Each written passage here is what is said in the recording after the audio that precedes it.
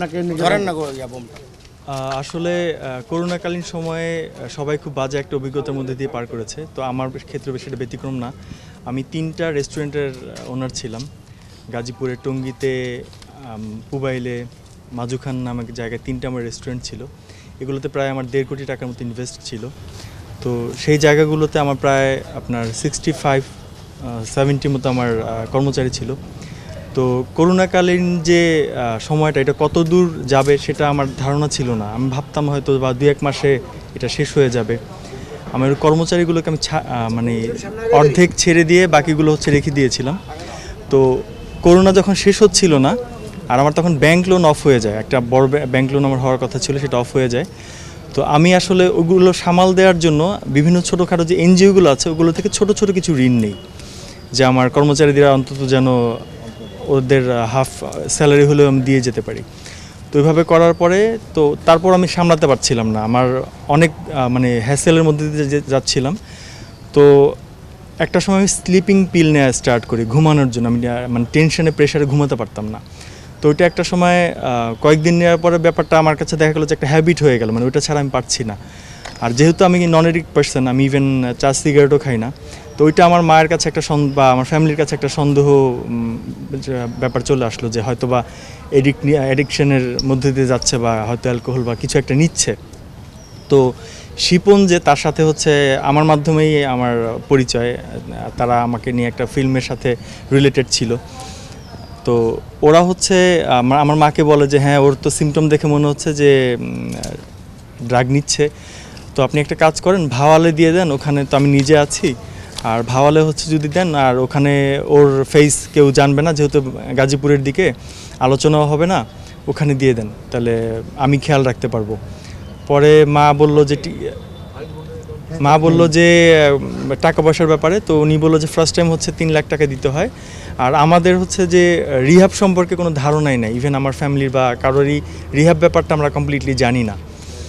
তো আমার মা ওখানে দিল যে 3 লাখ টাকা নিচ্ছে ফার্স্ট টাইম, অফকোর্স অনেক ভালো রাখবে, অনেক ভালোই করবে, ইভেন আমার প্রপার ট্রিটমেন্ট হবে। তো যাওয়ার পর ওরা যখন আমাকে ডোপ টেস্ট করায়, তখন অনলি সামান্য কিছু স্লিপিং পিলের একটা পায়। বাট ওরা আমার ফ্যামিলিকে জানায় যে আমি অনেক ড্রাগস নিয়েছি, আমার অবস্থা ভীষণ খারাপ, আমি মেন্টালি অনেক সিক হয়ে গেছি। তো এর মধ্যে দেখতে আসা যাবে না, এই 3 মাসের মধ্যে যদি দেখতে আসেন ও আরও বেশি হাইপার হয়ে যাবে, ও এখানে আপনাদের প্রতি এতটাই রেগে আছে যে গিয়ে হয়তো আপনাদের মারতে কাটতে পারে। তো আমার ফ্যামিলি আমার বেটারমেন্টের জন্য ওই 3 মাস আমার সাথে দেখা করতে আর যায় না, যে গেলে আমি আরও বেশি হাইপার হয়ে যাব। তো একটা পর্যায়ে যেটা হয়, যখন 3 মাস শেষ হওয়ার সময় আসে, আর ওখানে যাওয়ার পরে তো আমি তো যখন আমাকে ওই ডোপ টেস্টের ব্যাপারটা ওখানকার লোকাল যে ডাক্তার সে জানিয়েছে যে তেমন কিছু না, তো আমি তো মানে অস্থির, কারণ আমাকে রাখা হতো একটা রুমের মধ্যে, যাতে অন্য বাইরের জানালা দিয়ে কেউ আমাকে না দেখে ফেলে বা আদার্স কেউ আমাকে না বুঝে ফেলে যে অভি এখানে। তো ওই ব্যাপারগুলোর জন্য আমাকে একটা রুমের মধ্যে রাখা হতো, অন্ধকার। আর ওখানে মানে যাওয়ার পর থেকেই আমি খুব ভয়ে থাকতাম, কারণ নির্যাতনগুলো এমন হতো যে সিলিংয়ের সাথে যে ফ্যান ঝোলানোর যে রিং থাকে লোহার, ওটার সাথে হচ্ছে হাত পা বেঁধে পেশেন্টদের নির্যাতন করা হতো। যারা একটু বেশি বিরক্ত করতো, দেখা গেলো একটু জোরে কাঁদতেছে, কেন কাঁদবেন, ধরে নিয়ে ওইভাবে মার। এবং ওখানে একটা মেডিসিন দেওয়া হতো, সেটা হচ্ছে যে একটা পেশেন্ট তো যারা এডিক্ট পারসন ওরা হচ্ছে যে শুকায়া যায় বা মানে খুবই খারাপ অবস্থায় থাকে, তো ওখানে নেওয়ার পরে একটা মেডিসিন দেওয়া হতো যাতে ওদের 10 থেকে 15 দিনের মধ্যে হেলথ অনেক বেশি বেড়ে যায়, মানে মোটা হয়ে যেত খুব দ্রুত। তো ওদের গার্ডিয়ান যখন আসতো তখন তারা মানে চিন্তা করতো যে এখানে অফকোর্স অনেক ভালো খাওয়া দাওয়া হচ্ছে বা অনেক ভালো ট্রিটমেন্ট করছে, যেহেতু এত বেশি চেঞ্জ, মাত্র 15 দিনে এত সুন্দর মোটা হয়ে গেছে, এত ভালো হেলথ হয়ে গেছে। তো আমার ফ্যামিলিকে অলওয়েজ এই ব্যাপারগুলোকে পুশ করা হতো যে আপনার ছেলের অবস্থা বেশ খারাপ, আমরা ঢাকায় নিচ্ছি, বড় ডাক্তারের কাছে টাকা পাঠান, আর যা আপনার ছেলেকে বেঁধে রাখা যায় না, আমাদের 2-3 গাড়ি মিলায় যাইতে হয়, 4-5 জন মিলে ধরে রাখতে হয়। এভাবে করে আমার ফ্যামিলিকে অলওয়েজ ভয়ের মধ্যে রাখতো যে যদি আমাকে দেখতে যায় তাহলে আমি হাইপার হয়ে তাদের কোনো ক্ষতি করতে পারি, এরকম একটা বিষয় কাজ করতো। এইভাবে করে আমাকে প্রথমত 7 মাস এভাবে কন্টিনিউ করলো।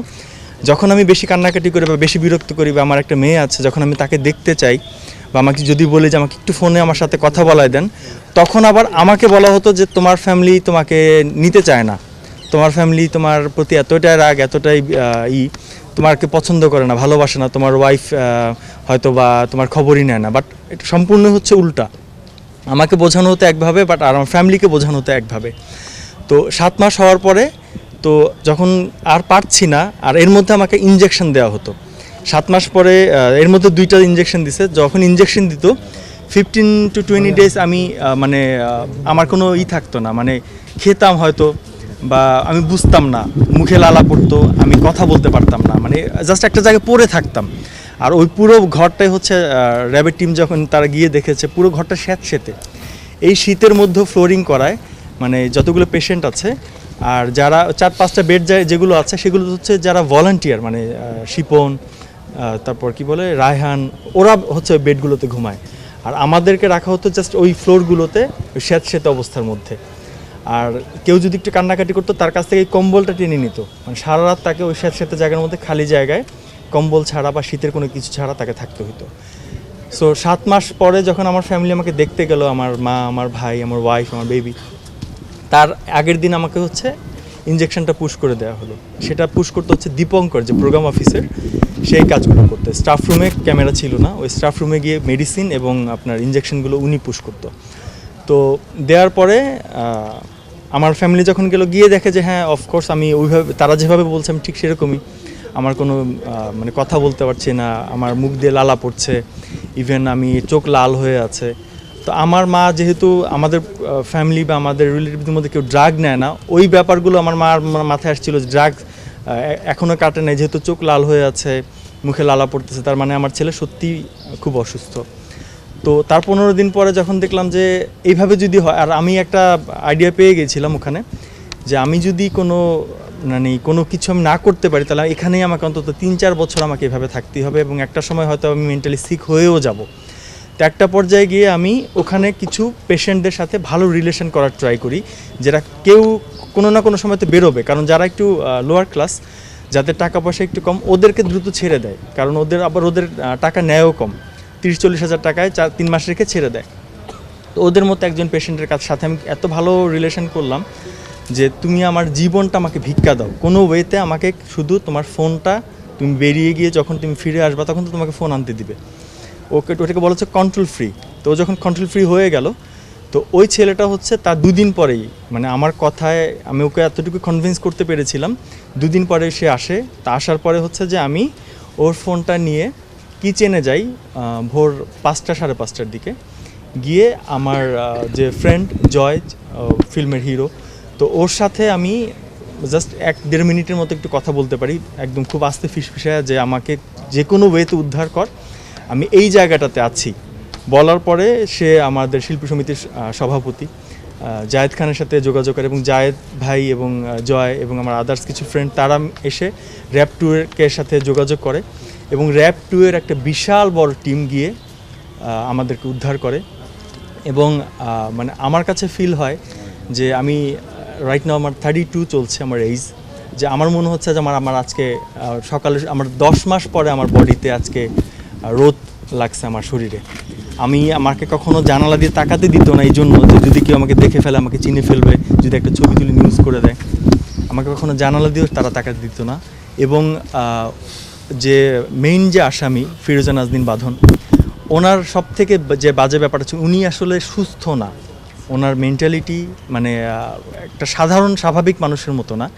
ওখানে কিছু ছেলে ছিল যারা হচ্ছে আপনার কি বলবো, যে 17-18 অনলি এইজ ওদেরকে উনি অ্যাবিউজ করতো। আর আরেকটা বিষয় হচ্ছে যে ওখানকার খাবারের যে মান, একটা মানুষের যতটুকু খাবার প্রয়োজন, যে ওখানে কনডেন্স মিল্ক যে থাকে ছোটো কৌটা, ওই 1 কৌটা চাল দিত 4 জন 3 জন খাবে।